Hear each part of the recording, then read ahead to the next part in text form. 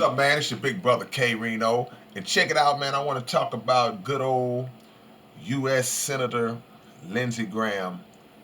He is a senator in the state of South Carolina, and he made a comment, I think yesterday, speaking at a police reform forum, where he fixed his mouth to say that black people, and I think he included immigrants, he said black people and immigrants are free to go anywhere they want to go in the state of South Carolina just as long as they're conservatives.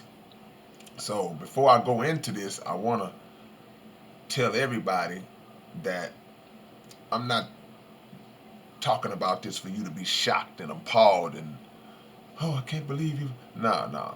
This should be no surprise. This is America. This is the America that we live in, and these are the so-called leaders who are governing this country. This is how these people think. So let me go right into it. He said that, yeah, you black, you immigrant, you go anywhere you want to go in the state of South Carolina as long as you are conservatives. So the first thing that comes to your mind is that, okay, that's a threat. That's a straight, flat out threat, because if you are a liberal, or even if you are neither, but you just have your own ways of thinking and ways of viewing this thing, and you traveling around South Carolina, that is a threat to say, if you don't think like we want you to think, if you don't subscribe to what we want you to subscribe to, politically or whatever, then you are saying, Lindsey Graham, that black people and immigrants are not free to go anywhere they want to go in South Carolina. That's a threat. That's a straight up threat. And what gives you the arrogant right to dictate that to black people? See? It's that mindset. It's that white supremacist mindset. That's all it is. See? So he came out after President Trump made his stand back and stand by comment, where he gave his little secret code to his white supremacist partners, the Proud Boys and all them cats. And Lindsey Graham came out and denounced President Trump's statement and denounced the Proud Boys and all that. And people got happy. But a picture surfaced of him sitting in a restaurant with one of the head dudes of the Proud Boys, and Lindsey Graham back there cheesing like it's his birthday.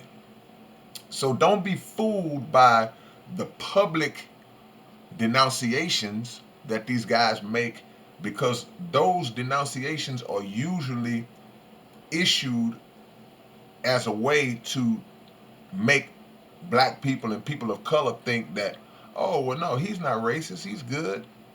You know, you see, he came out on Twitter and he publicly rejected the Proud Boys.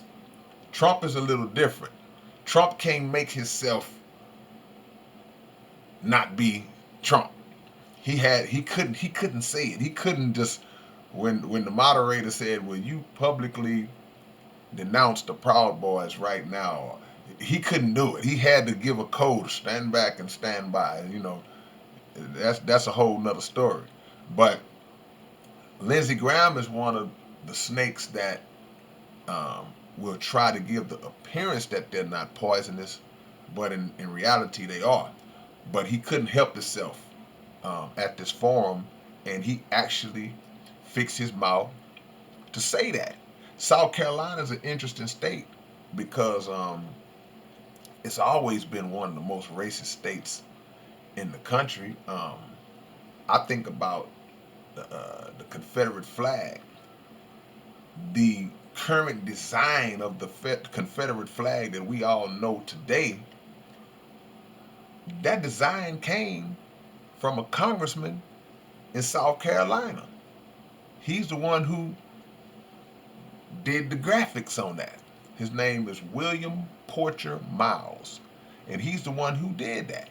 So South Carolina has a rich history, and Lindsey Graham, he loves that state, and he like many of the other um, white supremacists are going to fight to maintain those types of values.